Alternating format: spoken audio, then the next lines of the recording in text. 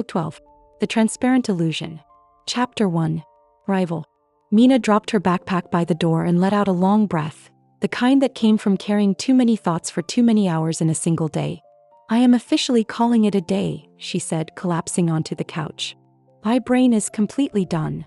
Maya leaned over the back of a chair, raising an eyebrow. You just got home. I know, Mina groaned. But I hit the book so hard today I might have left dents in my brain. Math, science, history, everything just piled up. David glanced up from his laptop at the dining table, which had unofficially become his new office. He looked tired, his eyes strained from the glow of the screen. Better late than never, he said. You finally finished that project. Mina pushed herself up slightly, a flicker of energy returning. And now Hanna arrives tomorrow. That single word, arrives, carried weight. It wasn't just a visit. It wasn't just a guest. It was something bigger, an elephant in the room that everyone walked around even if none of them had fully said it out loud. Truth be told, there was a lot of anticipation, but also an uneasiness that everyone was partially dreading. Between the two arrivals, including the baby, there was a bit of anxiety of how to handle the new norm. Sarah set down a basket of folded laundry and smiled gently. Take your time with all of this. It's a big change for everyone. David glanced around at the extension cords, stacked papers, and the temporary cramped workspace he had created for himself in the corner of the living room. Executive-level office relocation, he said dryly. Complete. He was trying to remain optimistic. Prestige downgrade, Maya added with a smirk. This couch, David replied, patting the cushion with a hollow thud, has excellent lumbar support. Mina laughed, but she noticed the way David's hand lingered on the laptop. He was trying to be the perfect host, but the organized mess of his new office setup was clearly wearing him down. He kept calm and he was perfectly prepared to make any sacrifices necessary to make his daughter's life complete. The next afternoon, Mina stood just outside the airport doors, rocking slightly on her heels. Every time they slid open, she instinctively straightened, only to relax again a second later. Hang on, Sarah said calmly. She'll be here. Mina tried to relax as much as possible. I know, Mina replied quickly. I just want her to feel comfortable. Just be yourself, David said. That's enough.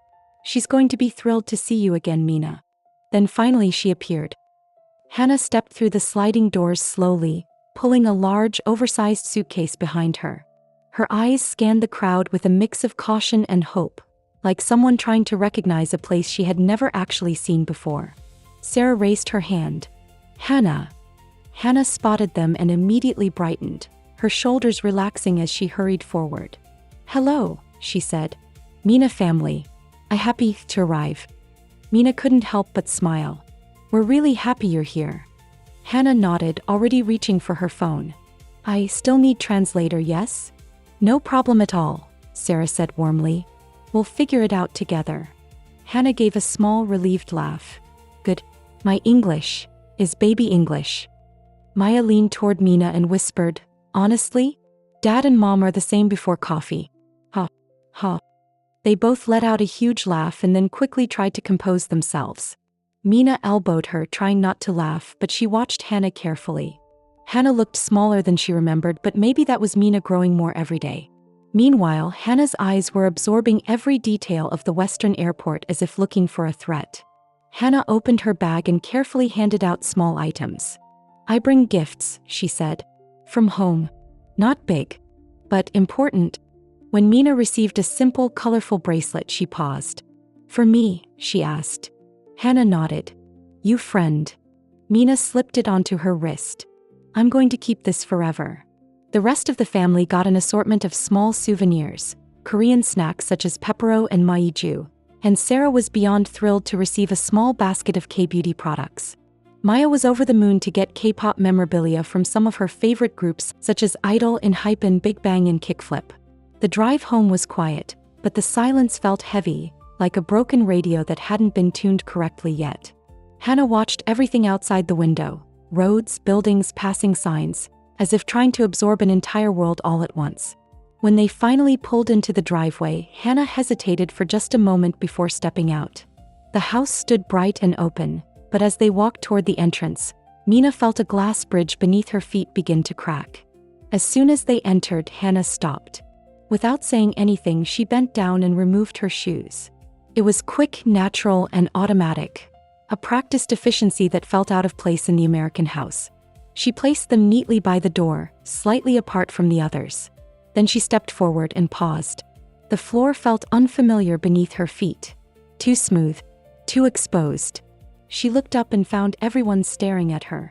It wasn't a rude look, but David's expression was a fraction too tight. He looked down at the neatly placed shoes, then at his own scuffed boots, then back at Hanna. Slowly, Hanna reached for her phone. A few taps and she read the translated sentence. "I do something wrong?" The room went still for a split second. No, Sarah said quickly. Not at all. Sarah was trying not to be too obvious about the awkwardness of the moment. It's just, we don't usually do that here, David added, his tone careful but carrying a hint of the frustration that would soon arise.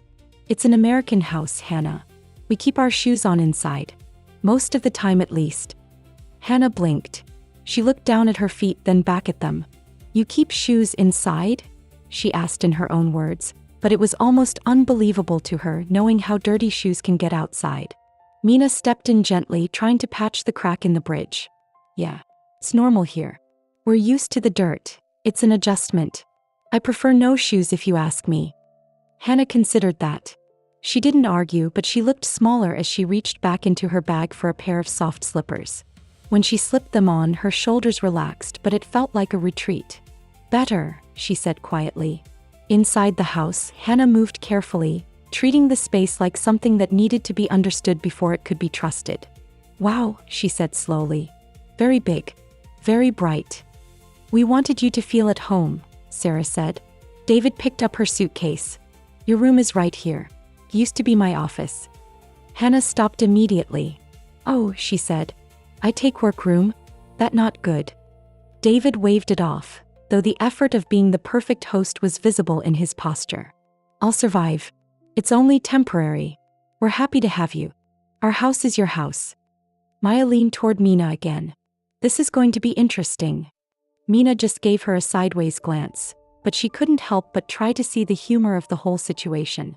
Hanna laughed even if she didn't fully follow the exchange.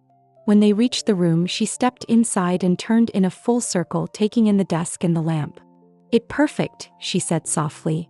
Later that evening, as the house settled into a quieter rhythm, Mina found herself standing near the front door again. Her eyes drifted down to Hanna's shoes. They were placed neatly, but they sat slightly apart from the others. Not quite in line and yet not quite out of place. It seemed like a great metaphor of what she had just witnessed. The reality was, it was a minor miracle that Hanna was even here. So much planning went into it, and it was such a long series of dominoes that got toppled to bring this moment into fruition. It seemed so surreal that if it had not happened to her, she never would have believed it. It felt like the beginning of something that would reveal itself slowly, one small moment at a time.